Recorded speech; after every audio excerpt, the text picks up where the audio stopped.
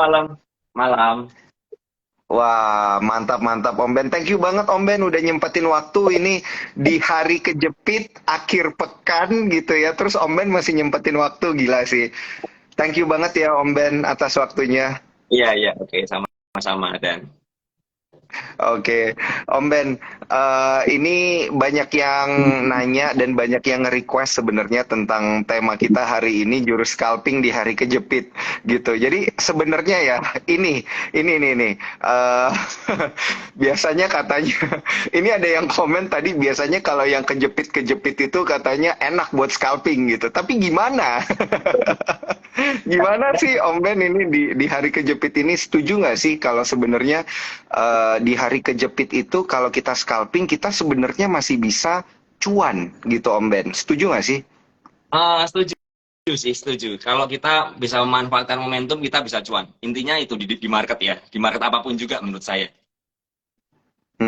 Oke oke oke oke. Nah, ini apakah tergantung dari skill orang itu sendiri atau kondisi marketnya memang yang mendukung gitu untuk scalping Om Ben? eh Dua hal ya, sama-sama ya. Mm-mm. Dari kondisi marketnya tuh harus mendukung dulu ya, dan kemudian juga skillnya juga menentukan ya. Karena kalau marketnya Mm-mm. mendukung tapi teman-teman skillnya belum bisa ngikutin ritme market, maka yang terjadi juga malah akan loss ya, seperti itu. Oke oke oke. Tapi Om Ben, kalau kita lihat market nih ya, kita lihat market ini ibarat kayak kena prank nggak sih di hari Rabu kemarin itu kan merah gitu ya. Habis itu tiba-tiba di Jumat ini hijau gitu ya, di hari kejepit ini hijau gitu Om Ben. Nah ini apakah artinya di hari Senin nanti akan kebanting lagi gitu IHSG-nya? Karena ini kita kan kayak kurang bisa mengikuti sentimen pasar ya, sentimennya positif, kadang marketnya merah, nggak ada sentimen apa-apa, marketnya hijau gitu, Om Ben. Gimana sih sebenarnya tanggapannya? Kalau saya lihat market sekarang memang agak sedikit random ya. Jadi mungkin salah satu faktornya adalah menurut saya adanya perubahan-perubahan regulasi di bursa kita ya. Seperti kita ngerti 5 Juni kalau nggak salah akan ada perubahan dari ARB 7% jadi 15% ya. Nah, ini mungkin salah Betul. satu faktor yang apa ya, yang sedikit mengganggu di market kita, kestabilan market kita. Dan yang mesti kita ketahui merah dan hijaunya IHSG ini ya, hari ini kenapa hijau ya, karena sesimpel BBRI diangkat aja 3%. Ya, BBRI diangkat, kemudian BBCA juga diangkat. Jadi uh, ya pasti akan hijau karena saham-saham penggerak yang utama dihijauin. Jadi uh, mau saham yang lain merah juga ya IHSG bakal hijau. Nah, seperti itu kan. Kalau nggak salah hari ini sepertinya lebih banyak saham merah deh. Coba dicek, coba Betul. saya coba lihat ya. Hari ini saham merahnya ada berapa? Kalau nggak salah, hari ini lebih banyak saham merah daripada saham hijau. Coba sebentar. Ini kalau kita lihat komen-komen juga ada yang bilang semua gara-gara Om Ben katanya. Ini kayaknya Om Ben hari ini nggak jualan makanya pasarnya hijau gitu. Enggak, saya justru apa ya? Hari ini saya nggak banyak trading. Saya nggak banyak trading. Saya cuma trading di pagi hari aja sebenarnya. Ya, jadi ya karena menurut saya marketnya nggak terlalu oke, nggak terlalu enak. Jadi ya udahlah. Saya juga nggak terlalu memaksakan diri seperti itu. Oh, oke oke oke. Tapi ini benar juga ya, Cuan Troopers. Ini salah satu tips dari Om Ben, jangan maksain untuk trading gitu ya. Kalau maksain untuk trading itu bisa jadi overtrade. Kalau overtrade itu biasanya bakal lebih banyak loss-nya gitu nggak sih Om Ben ya? Ya, menurut saya sendiri mengalami ya, ketika saya terlalu agresif di saat marketnya tidak pas ya dengan ritme ritme saya, maka yang terjadi ya ya saya malah loss. Ya semakin saya trading, semakin saya memaksakan, semakin banyak saya loss. Intinya Hmm. seperti itu.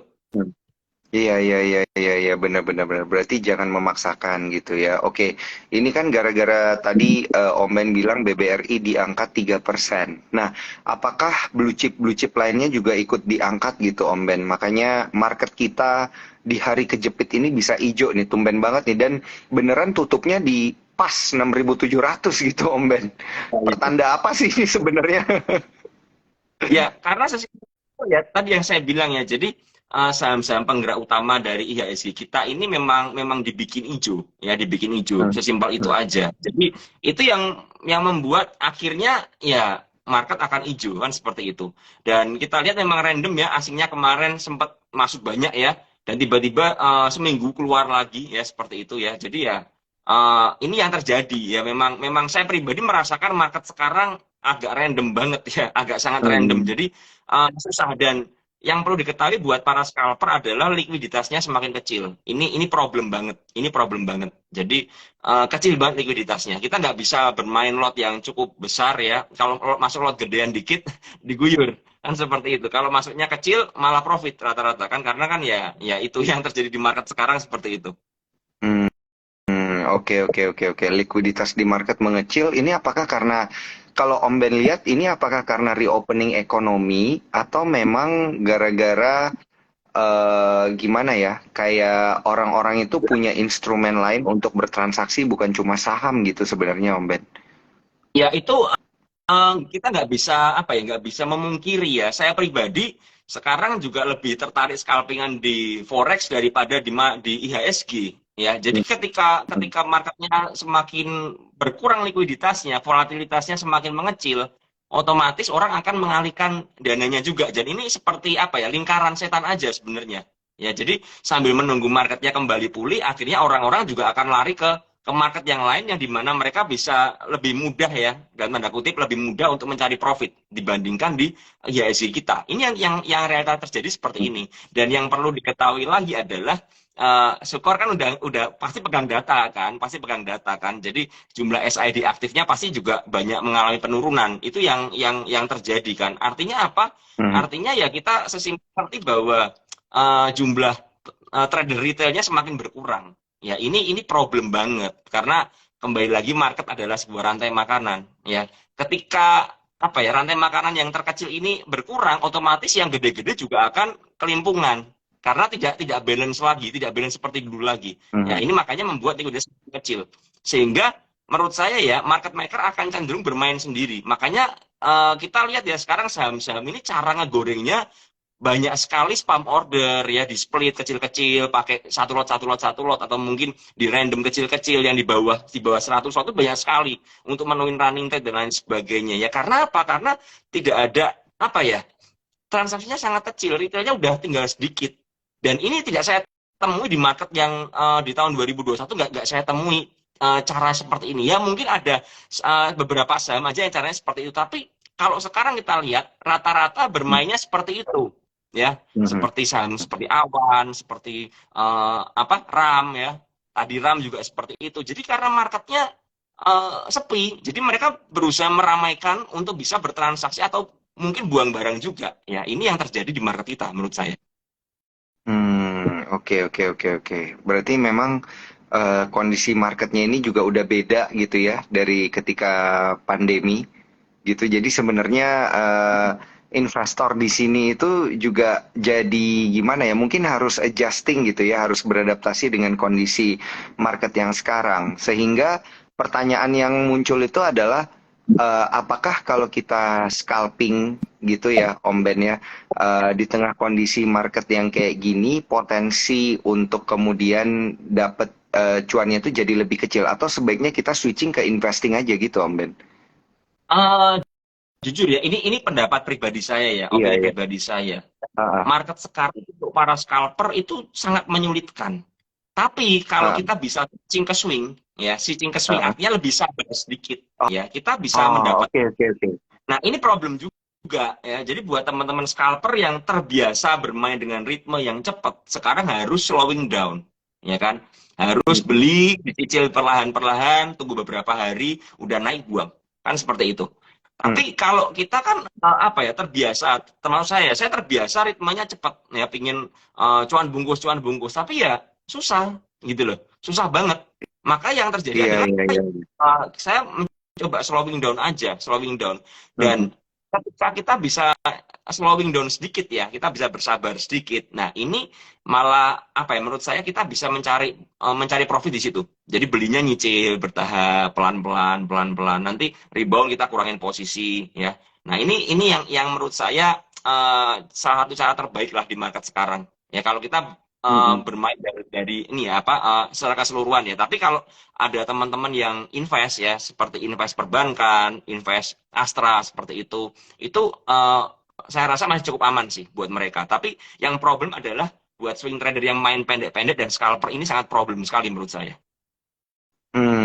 Iya, iya, iya, iya, iya. Benar, benar, benar. Berarti kemampuan adaptasi ini penting juga nih kalau ngelihat market kita kayak gini. Nah, apakah itu berarti Om Ben, kalau kondisi market kayak gini, kalau kita tetap pengen maksa gitu ya, maksa nih, saya pengen scalping gitu. Kalau dulu kan scalpingnya itu di mid cap atau small cap gitu. Apakah possible gitu kalau kita scalping sekarang kita pindah ke blue chip? Eh, eh, Scalping pindah ke blue chip menurut saya possible sih bisa, cuman kembali lagi ya big Heeh. caps ini, blue chip ini kan volatilitasnya kecil, ya kan? Jadi Iya. kalau kalau problemnya adalah buat teman-teman scalper yang mungkin dananya nggak terlalu besar, ya kan? Karena Heeh. big caps kan ini kan juga rata-rata ribuan kan, jadi Mhm. kenaikannya juga paling ya berapa persen sih? 2% atau 1%, 1,5%, 3% mentok-mentok. Ya, belum lagi kalau ada gap up ya. Kalau misalnya ada sebuah saham yang gap up itu kan udah dihitung dari awal, ya kan? Misalnya contoh 5.200 ya, openingnya 5.300 langsung, berarti kan udah ada jarak yang kita kita nggak bisa dapat kecuali masuknya kemarin. Kalau masuknya kemarin dapat kan jarak antara Heeh. 5.200 sampai 5.300. Tapi ketika ada gap up seperti ini berarti kan range apa ya, range harganya lebih volatilitasnya lebih lebih pendek lagi ya, ini Iya, problem iya, juga iya, gitu iya, loh. iya, iya, iya, iya, iya, iya, iya, iya. Benar, benar, benar, benar, benar. Karena kalau scalping itu memang harus melihat indikator-indikator itu ya, Om Ben ya. Jadi ya memang jadinya selain ngelihat dari volume, ngelihat dari jumlah pergerakannya berapa gede gitu ya. Jadi memang untuk blue chip ini sepertinya agak challenging untuk kita scalping tentunya. Nah, tapi ini banyak yang nanya juga katanya tolong di save. Oke, karena kita udah multi platform kita pasti save ya Cuan Troopers di Instagram, di YouTube dan juga di Spotify. Jadi nanti kalian bisa cari via YouTube, bisa cari via Spotify juga untuk dengerin Instagram live kita di hari kejepit ini ya, di akhir pekan dan juga di hari kejepit. Please di take note ya, karena hari kejepit ini juga masih ada di minggu depan tentunya dan minggu-minggu selanjutnya. Jadi tipsnya ini masih bisa dipakai ya untuk mendulang cuan tentunya di hari kejepit. Nah, Om Ben, kalau kita kembali lagi ngelihat kondisi market kita yang sepertinya kayaknya lebih banyak koreksi gitu ya daripada berada di zona hijau. Kalau Om Ben lihat, apakah kalau kita maksain gitu ya, misalnya kita maksa saya pengen scalping deh gitu. Saya pengen tetap scalping day trading. Nah, dari sudut pandang Om Ben, yang mana sebenarnya yang paling oke gitu ya? Emiten-emiten mana yang paling oke? Apakah yang blue chip? Apakah yang mid cap? Apakah yang small cap gitu Om Ben untuk kita scalping? Uh, jadi gini, saya biasanya ya, Mm-mm. salah satu teknik untuk scalping di market yang seperti ini adalah Iya, kita memanfaatkan volatilitas di awal sesi. Itu yang paling awal. Oke. bisa dilakukan. Ya, jadi saya seperti ya pagi ini ya, saya tadi pagi lihat saham TECH ya, TECH itu Iya. kemarin kan nggak ARB ya. Saya lihat hari ini tiba-tiba spike kok agak rame. Nah, itu saya Mm-mm. memanfaatkan ya. Cuman Mm. akhirnya sampai di atas sampai di harga 110-an ada guyuran kenceng. Nah, itu langsung kabur aja. Jadi masuknya di Mm. awal udah naik 10%, ada guyuran kenceng, cabut ya, dan close-nya ARB kan seperti itu kan. Nah, ini yang bisa kita manfaatkan. Atau yang lalu-lalu, ini yang lalu-lalu ya. Kita ngerti ya, ada saham fenomenal IMAS ya, yang tiap hari hijau terus kan. Ya, saham IMAS kan tidak pernah merah selama 1 bulan penuh.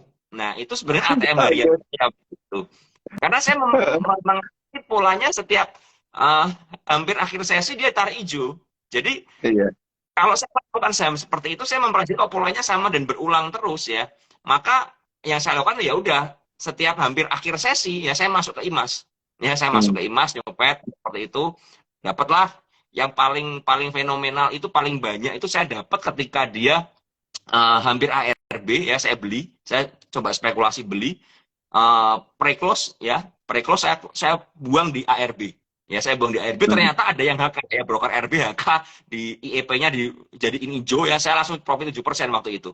Nah, itu yang salah satu yang saya manfaatkan, atau saham HIL ya, HILL. Cuman masalahnya adalah sekarang saham itu sudah selesai ya, ATM hariannya udah selesai ya. Dan Hmm. IMAS berarti ya, kemarin sempat ARB 3 kali, hari ini bangun dan ARB lagi seperti itu. HIL-nya juga udah ARB terus ya. Tapi hari ini sepertinya nggak ARB ya. Tapi polanya udah berubah. Nah, ketika polanya berubah seperti itu ya saya cukup hati-hati ya, nggak berani. Bahkan waktu IMAS terakhir itu saya lihat perubahan pola, terjadi guyuran awal ya, guyurannya kencang banget di pagi hari. Saya sempat warning ke teman-teman PPC yang biasanya nyopet bareng saya ya, kita diskusi ngamatin bareng ya, anak-anak kelas di PPC seperti kelas scalping. Saya bilang hati-hati loh, sepertinya IMAS ini ada perubahan pola. Waktu itu saya lagi balik dari Jepang ya, Hmm. ada flight, makanya saya juga nggak ambil. Saya waktu itu jam 2 Jepang saya terbang, berarti kan jam 12-nya Jakarta ya, jam 12 Jakarta saya nggak ambil. Ketika saya transit di Manila, saya lihat tuh ARB beneran dan kunci tebel ya, jadi tidak ada pantulan seperti itu ya. Saya sempat bilang hati-hati loh, yang saya khawatirkan adalah ini broker RB-nya ini liburan. Saya bilang seperti itu, tidak ada yang jadi sinterklas buat kita gitu loh. Jadi uh, terjadi perubahan pola. Nah, ternyata seorang temen nyangkut ya sampai sekarang ya, sering chatting saya nyangkut. Akhirnya saya bilang sama dia, kenapa kamu ambil? Oh, saya ambilnya kemarin. Lah, kenapa nggak jual? Dia sibuk ya, ketawa kan Daniel kan. Pasti udah tahu nih, nggak tahu lah. Iya, iya, iya, iya. Saya Sepertinya saya paham. paham kan, sebenarnya paham kan. Saya udah Iya, ingetin ada perubahan pola seperti iya, itu. iya, Jadi uh, iya, iya, iya. mesti dimengerti. Jadi saya memanfaatkan momentum-momentum seperti itu. Jadi kalau disuruh milih apakah small cap, mid cap atau big caps ya, big caps jelas jelas saya enggak ya, susah karena big caps kan susah. Paling ya kalau mau seperti Breeze tadi, Breeze cukup kenceng ya, hari ini cukup kenceng 7%. Bisa dimanfaatkan kalau memang berani ya seperti itu, atau yang kemarin ada harta ya, RTA, tapi hari ini buangan malahan seperti itu ya. Jadi kita Mhm. memanfaatkan, kalau saya biasanya main di small sama mid seperti itu. Cuma kendalanya kalau small itu enaknya apa? Enaknya seperti Okas Hmm. ya, kemarin Okas Hmm. sempat kencang arah berkali-kali, Ya, betul, cuman betul, betul. likuiditasnya kecil. Likuiditasnya kecil. Sepertinya bid overnya tebel, tapi kalau di HK 5.000 aja itu deg-degan pasti. Mhm. Karena likuiditasnya nggak ada sebenarnya gitu loh. Di awal-awal tuh Bener. saya sempat dari HK ya, saya HK lima Iya, ribu, iya, iya, bener, bener. wah ini 5.000 ini bitnya kok cuma 1.000 maksimal. Waduh, ini kalau diguyur matilah sudah ini.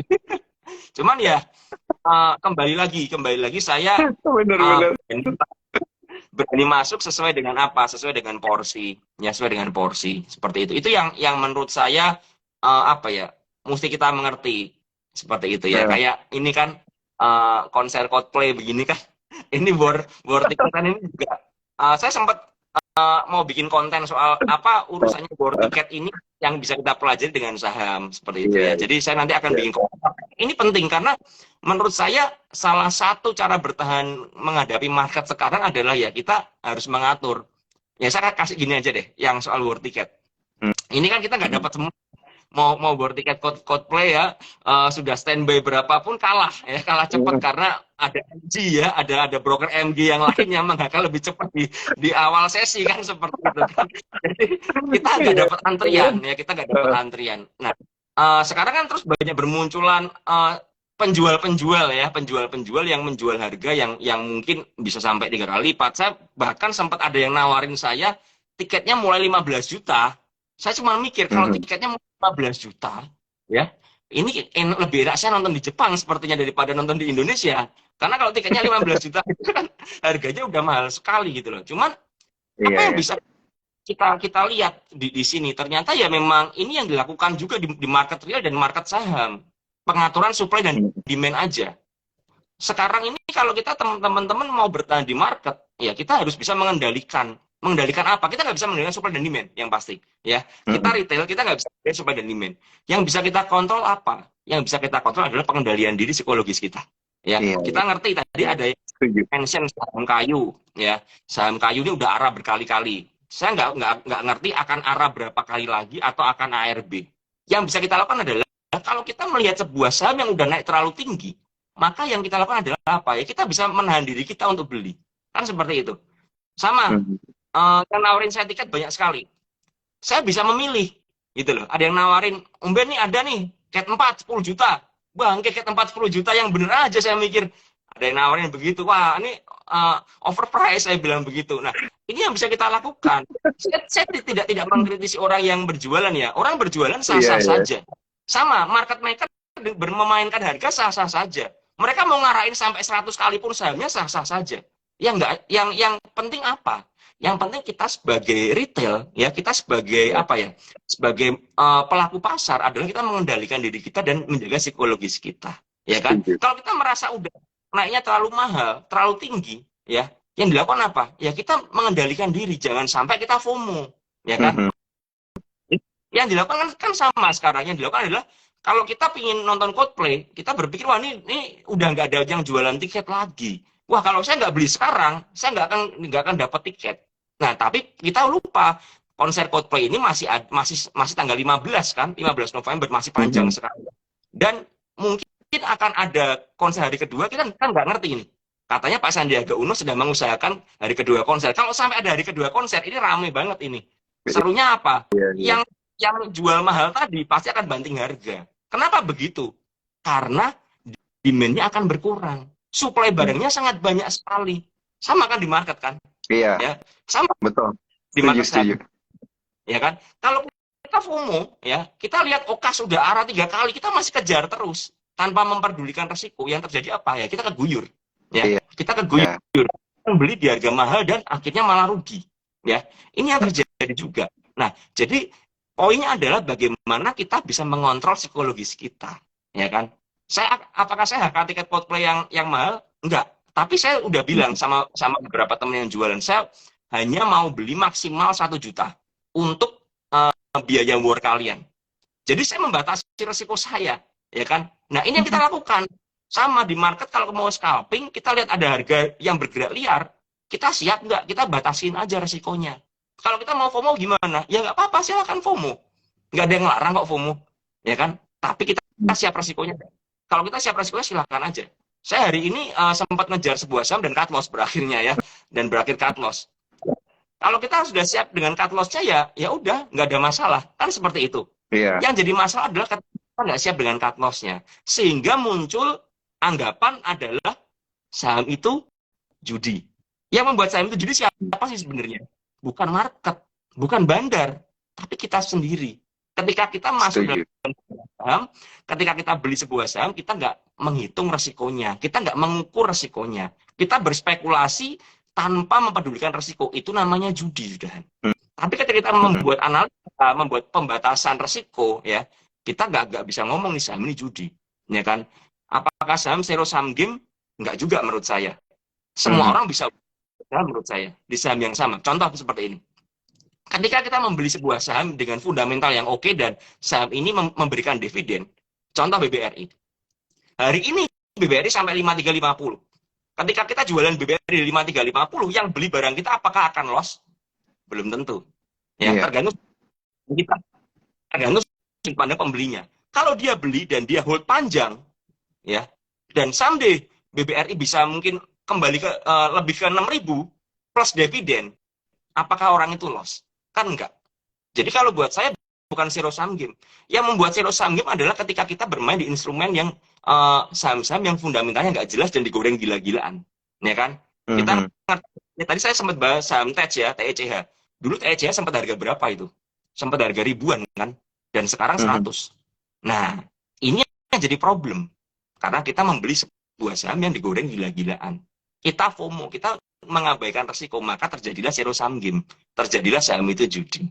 Nah, itu sedikit dari saya. Sorry kepanjangan Wah. dan Iya, iya, nggak apa-apa, nggak apa-apa. Tapi ini benar dan ini penting banget untuk apa namanya trading di hari-hari kejepit kayak gini, Om Ben. Kesadaran-kesadaran kayak gini, prinsip-prinsip kayak gini itu sebenarnya penting untuk diketahui oleh para cuan troopers juga sebenarnya supaya nggak asal HK gitu ya, nggak asal beli, nggak asal jual terus ujung-ujungnya nanti nyesel. Tapi saya ingin ingetin untuk para cuan troopers bahwa disclaimer on ya, keputusan jual dan beli tentunya ada di tangan para cuan troopers semua. Jadi tolong ketika ingin melakukan aksi beli atau aksi jual itu didasari atas kesadaran sendiri atau riset sendiri gitu ya. Technical, fundamental gitu atau mungkin news analysis yang dilakukan sendiri. Nah, Om Ben, kalau kita lihat nih ya, Om Ben, di kondisi market-market kayak sekarang, dan juga di kondisi market yang liburannya ini kayaknya juga kok kayaknya banyak gitu ya hari-hari kejepit libur-libur yang kemudian membuat orang itu agak males ngelihat market gitu ya. Nah, ini sektor mana sih sebenarnya yang Om Ben lihat itu menarik untuk diperhatiin? Apakah tetap masih diperbankan atau udah balik ke konsumer gitu Om Ben? Atau gimana ini sebenarnya kalau dilihat dari sisi sektoral? Karena kayaknya saya ini dengar-dengar dari teman-teman di market dibilang katanya kayaknya agak sulit memproyeksi market sekarang karena lebih unpredictable gitu kata mereka. Kalau pendapat Om Ben gimana nih? Ya, setuju saya. Marketnya Hmm. unpredictable banget. Jadi bener-bener apa ya? Random ya, random. Kalau ditanya apakah sektor mana yang terjadi rotasi, ini Hmm. susah. Karena Hmm. misalnya hari ini perbankan oke ya, perbankannya oke. Besok belum tentu oke gitu loh. Besok bisa jadi koreksi ya. Cuman menurut saya sektor-sektor defensif ya, seperti consumer ya begitu, seperti perbankan yang big banks itu kan masih defensif. Intinya dia masih menjaga IHSG kita. Ya, itu masih bisa untuk diperhatikan. Cuman memang upside-nya nggak gede. Upside-nya Hmm. masih udah terlalu terbatas banget ya. Seperti itu. Kalau perbankan seperti itu menurut saya. Iya. Cuman kenapa? Karena kenaikannya udah tinggi, udah all time high semua, Hmm. ya kan? Hmm. Seperti itu. Nah, cuman kalau kita lihat misalnya sektor konsumer, ya ini masih bisa dipertimbangkan, ya. Sektor konsumer, Hmm. mungkin properti bisa dipertimbangkan. Kalau konstruksi menurut saya udah susah sekali ya konstruksi ini. Cuman coba saya lihat apa lagi ya yang Uh, oke lagi. Kalau Hmm, teknologi gimana nih Om Ben? Nih, teknologi istirahat dulu ya. teknologi menurut saya cukup berat sih, masih masih berat menurut saya ya, masih berat banget untuk teknologi ya, seperti itu. Hmm. Kemudian kalau sektor lain, kalau kita ngelihat dari sisi volatilitas juga, misalnya kayak sektor-sektor energi gimana nih Om Ben? Energi menurut saya masih belum juga sih. Kemarin Hmm. sempat sedikit bergejolak ya, cuman kok tiba-tiba cooling down lagi. Ya cooling down lagi sektornya. Jadi tiba-tiba kalem lagi, tidak ada gerakan, cenderung koreksi. Ya ini Hmm. agak tricky sih menurut saya. Ya, contoh Kalau kita lihat komoditi, eh, sorry kenapa? komoditi gimana Om Ben? Komoditi tergantung yang mana dulu. Kalau kalau komoditasnya batu bara, saya rasa batu bara ini yang paling akan koreksi ya menurut saya ya. Seiring Iya. apa? Seiring selesainya dividen ya, seiring selesainya dividen seperti itu. Seiring tahun ini pasti menurut saya laporan keuangannya akan turun dibandingkan tahun lalu. Ya karena Hmm. harga komoditasnya jelas jatuh ya, batu bara terus terkoreksi seperti itu. Tidak seperti tahun lalu yang gila-gilaan ya. Jadi buat saya sektor batu bara saya udah tidak pernah melirik sama sekali ya. Adaro juga kalau kita lihat udah jebol ya, jebol supportnya di 2600-an itu udah jebol ya, udah menukik ke bawah seperti itu. Paling kita bisa cari technical rebound aja. Ini padahal Adaro belum belum come date ya kalau nggak salah ya. Come date-nya mungkin Hmm. besok Senin, ex date-nya Selasa ya dividennya, tapi udah turun sejauh itu. ITMG lebih gila lagi, sekarang ITMG juga 24.000 dan ya udah Iya. dalam sekali ya penurunannya ya. Dan ini menurut saya ini sudah saya ingetin sebelumnya kan, mungkin teman-teman masih inget ya, di bersama Sukor juga saya bilang bahwa batu bara hati-hati. Karena ya sudah selesai. Apa yang kita harapkan ketika harganya udah bergerak gila-gilaan, apalagi sudah pembagian dividen. Dan beberapa ternyata dividennya nggak sesuai harapan kan, beberapa ada yang nggak sesuai harapan, makanya harganya didam langsung seperti itu.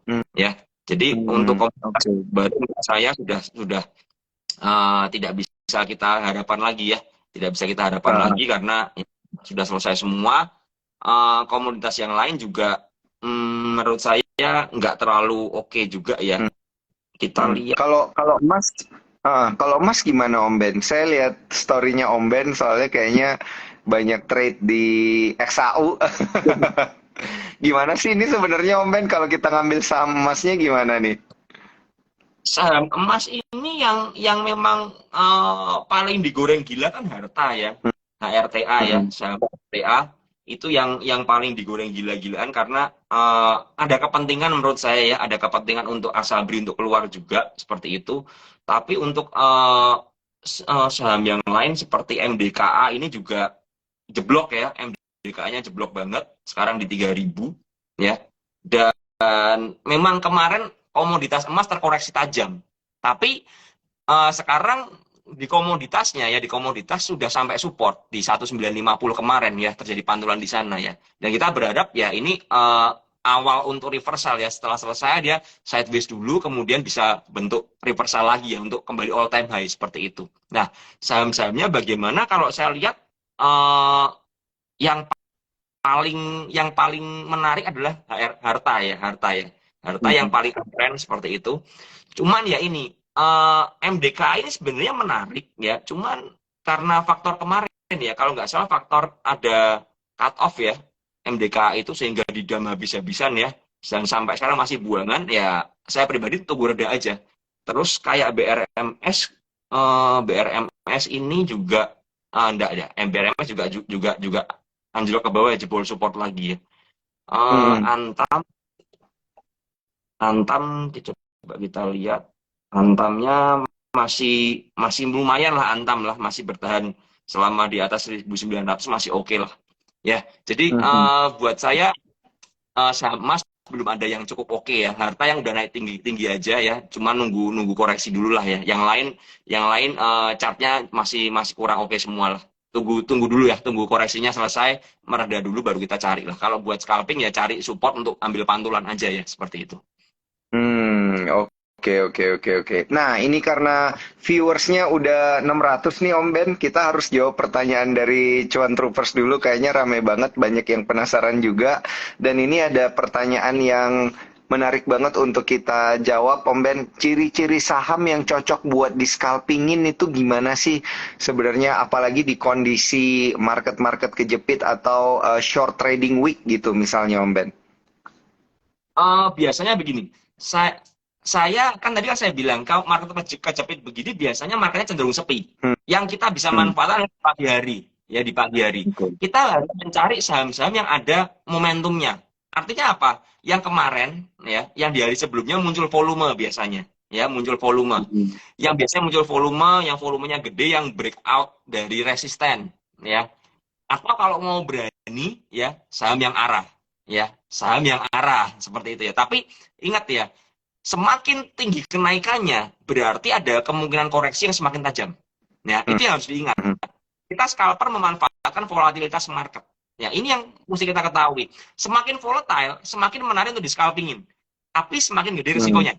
Nah, ini yang harus dimengerti. Kalau teman-teman nggak paham dengan risikonya, jangan main-main. Karena ini semakin tinggi makanya ya, semakin akan menarik sebenarnya buat para scalper. Tapi semakin gede risikonya.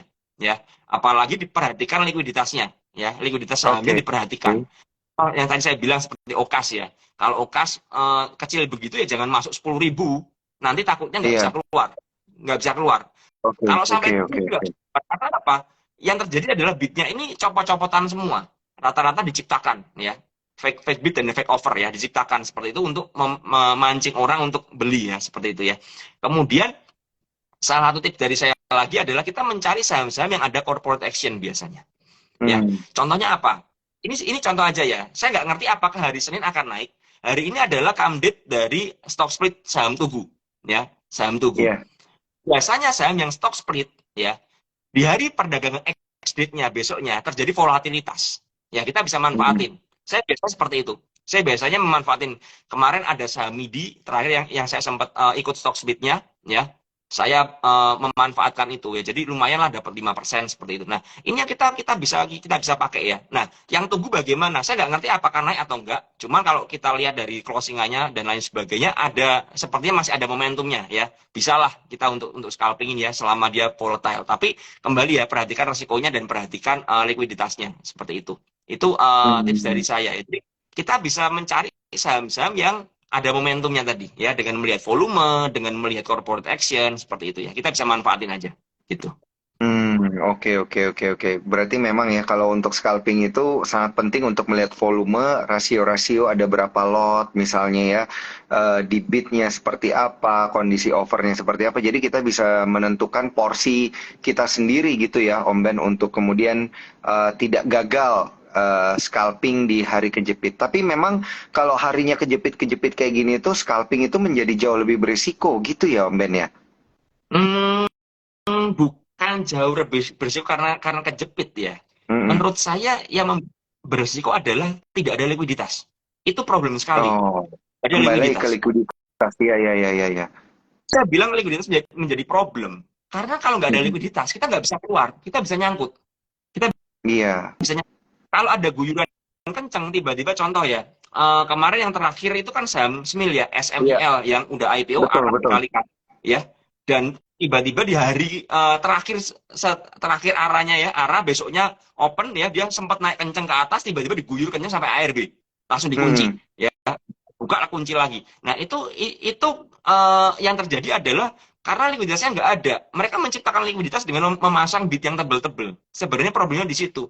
Ketika ada guyuran, kan bandar nggak mau ya, market makernya pasti nggak akan mau dong kalau dia mau jualan, dia mau guyur, dia dapat barangnya kan nggak mau. Yang terjadi adalah bidnya yang tebel, yang tahanan ini dicopot, hmm, ya, dicopot, sehingga ARB-nya langsung lurus.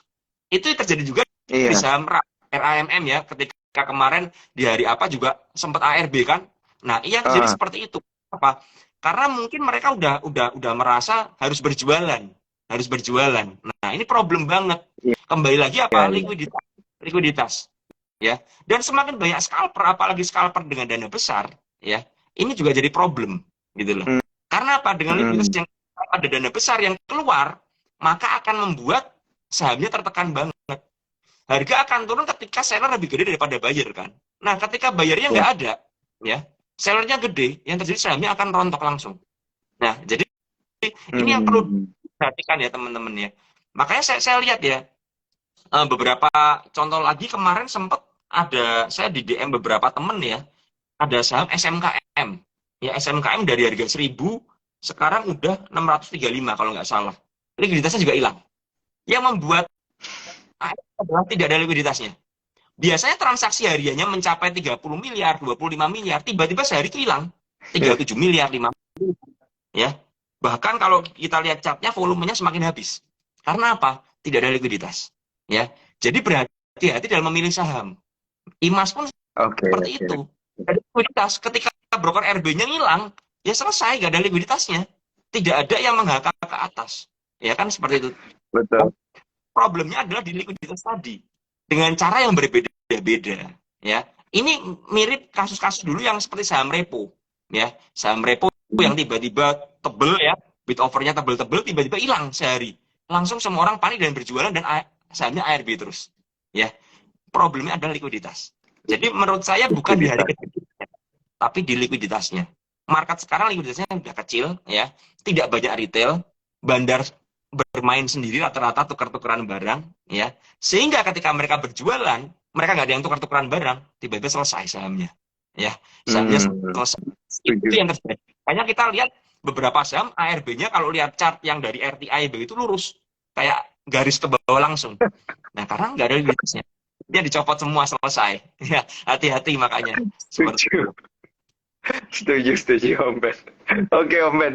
Terus nanti ini di bulan Juni ini kan seperti yang tadi Om Ben bilang, saham-saham ini level ARB-nya bakal yang dari maksimal 7% jadi 15%. Ini gimana nih nasib para scalper nih Om Ben nih kalau nanti udah ARB-nya udah makin dalam nih Om Ben. Gimana? Saya pribadi ya, jujur saya pribadi ini Heeh. mengurangin saham-saham yang terlalu bersiko ya, saham-saham gorengan yang marketnya mulai kecil-kecil, saya mulai mengurangin ya, bener-bener saya udah keluar semua rata-rata ya, tinggal saham-saham yang cukup menurut saya masih cukup aman ya. Iya. Saya ada beberapa yang masih saya swingkan seperti itu, saya tungguin dulu lah ya. Saya sabarin sedikit ya. Jadi ketika ARB-nya minus 15%, berarti ada chance ya sebuah saham itu diguyur dari atas sampai bawah lebih cepat lagi ya, lebih cepat Hmm. ARB-nya kan seperti itu kan, Hmm. lebih dalam, sorry, lebih cepat, lebih dalam ARB-nya. Berarti faktor resiko kita semakin besar. Nah, Hmm. makanya apa? Jaga psikologis kita. Jangan FOMO kayak tadi yang saya analogikan dengan tiket Coldplay tadi ya. Hmm. Hmm. Jaga psikologis. Karena semakin kita FOMO, tapi tidak memiliki pembatasan, tidak mengerti karakter sahamnya, maka yang terjadi apa? Kita akan mengalami loss yang semakin dalam.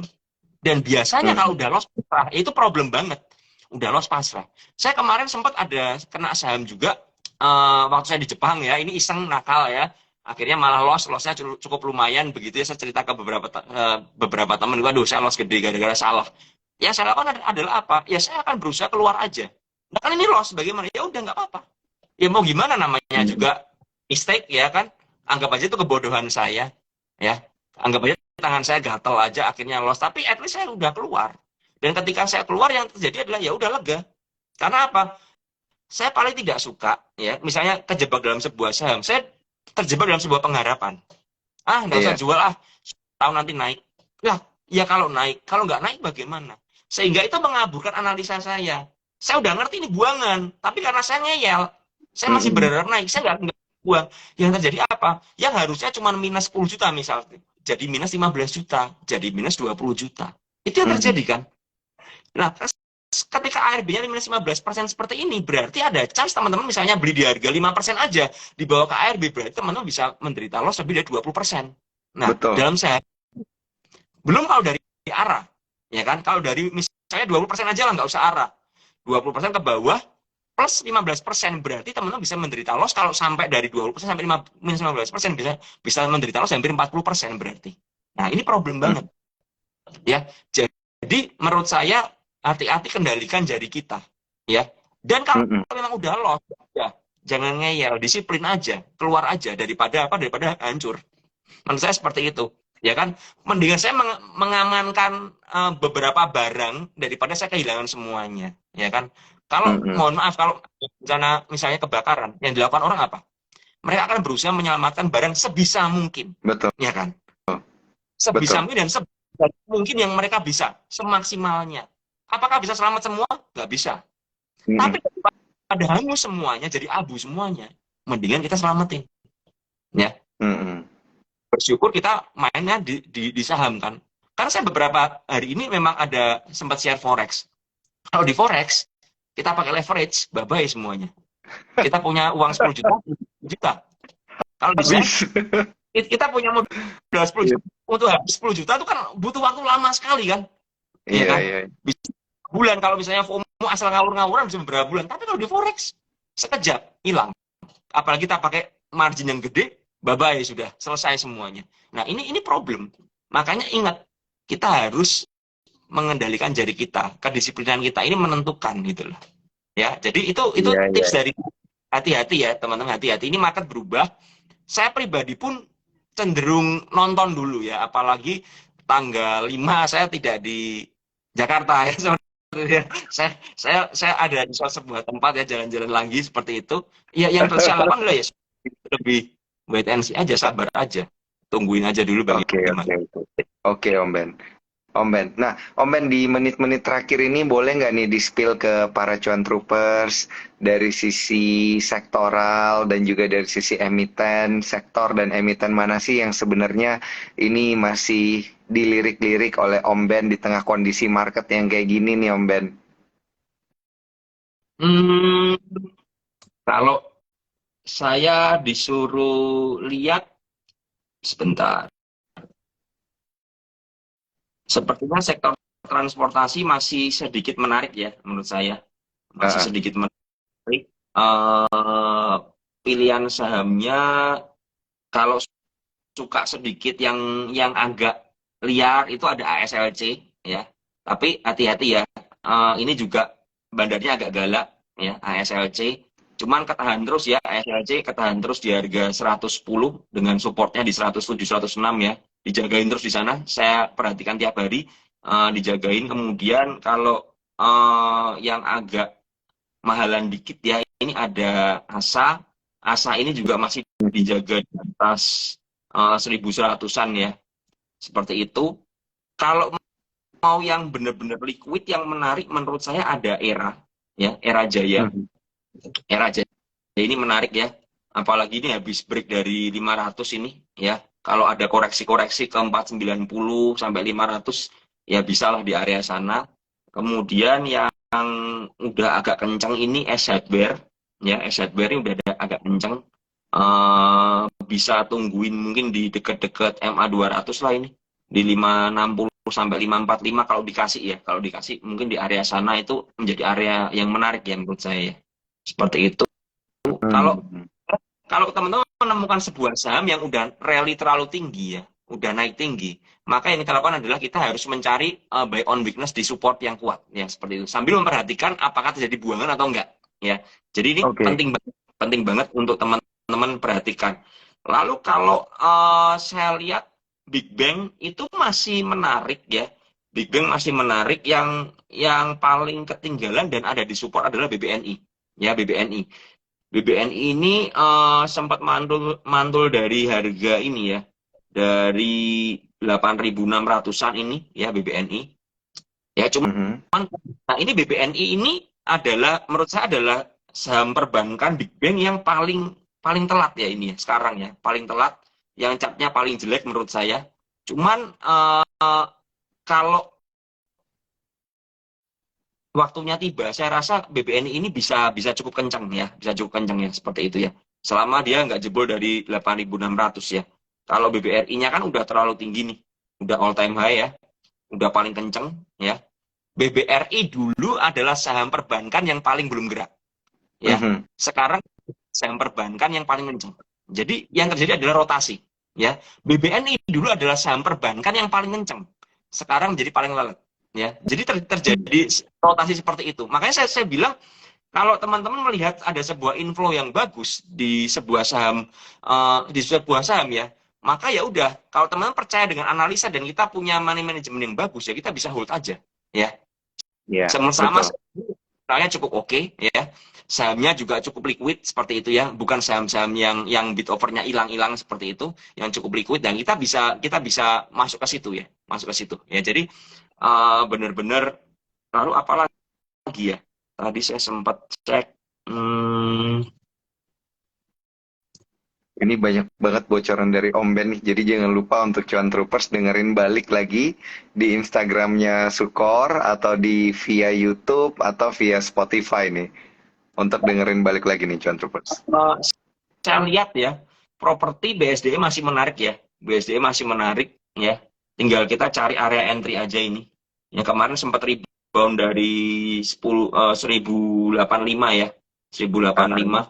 Saya rasa selama dia masih berada di atas 1050-an masih cukup oke. Ya, 1050-an masih cukup oke. Kalau saya lihat belum ada buangan yang cukup gede juga ya. Tapi BSDE ini inflow-nya panjang sekali ya. Kalau teman-teman cek ya, akumulasinya gede banget ya. Tapi sahamnya nggak bergerak kemana-mana ya. Dan belum ada buangan yang cukup besar juga. Jadi tapi saham BSD ini adalah salah satu saham yang lelet ya, yang lelet ya, yang naiknya pelan banget ya, yang naiknya pelan. Jadi itu yang harus kita perhatikan. Jadi teman-teman harus mempertimbangkan. Kalau teman-teman mau ngehold sebuah saham dan sahamnya lelet ya, maka kita nggak bisa berharap dia geraknya cepat ya. Apalagi kalau inflow-nya masih gede ya. Ingat prinsipnya adalah ketika barang masih dikumpulkan oleh bandar, biasanya nggak bergerak kemana-mana. Malah Iya. ada yang harganya dibawa turun. Ya, itu prinsipnya. Cuman kalau sudah naik ke atas kenceng, apalagi keluar di news dan lain sebagainya, nah biasanya itu yang harus hati-hati. Karena akan dibuat volatile supaya apa menarik retail, ya, supaya menarik retail seperti itu. Kalau dari saya itu aja sih Pak. Wah, Saham-saham. luar biasa. Om Ben, ini bener-bener ngobrol sama Om Ben, tiap kali ngobrol sama Om Ben sejam itu nggak berasa. Tadi udah dapat spill tipsnya seperti apa, emiten-emitennya seperti apa, sektornya seperti apa. Tapi yang paling harus digarisbawahi tadi adalah apa yang Om Ben kasih tipsnya ke kita itu adalah diperhatikan volumenya gitu ya Om Ben ya. Karena likuiditas inilah yang menentukan apakah kita bisa scalping gitu ya, atau mending kita nggak usah scalping dulu karena volumenya itu dan likuiditasnya itu tidak sesuai gitu ya Om Ben ya. Nah, ini menarik banget. Dan untuk pertanyaan-pertanyaan lainnya, ini mungkin bisa langsung diberikan kepada Om Ben, bisa via DM gitu mungkin ya untuk tanya tips-tips menarik. Dan bagi yang telat untuk menyaksikan IG Live kita, tentu bisa menyaksikan via Instagram Sukor Sekuritas, YouTube Sukor Sekuritas, dan juga Spotify Sukor Sekuritas. Karena tentu akan kita taruh nanti di sana gitu ya. Jadi para cuan troopers nanti bisa mendengarkan kembali. Kalau gitu saya mau ucapin terima kasih banyak Om Ben. Gila, bener-bener gak berasa nih sejam udah ngobrol di tengah-tengah long weekend. Thank you banget Om Ben udah menyempatkan diri untuk kasih tips gitu ya. Tips-tips yang menarik supaya cuan troopers ini nggak nyangkut asal scalping gitu Om Ben. Thank you banget Om Ben. Ya. Sama-sama dan sama-sama.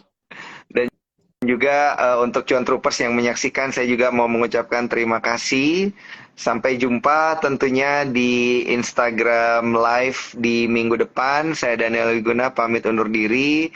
Dan see you on next T-Talks di minggu depan. Bye-bye. Thank you Om Ben. Bye-bye.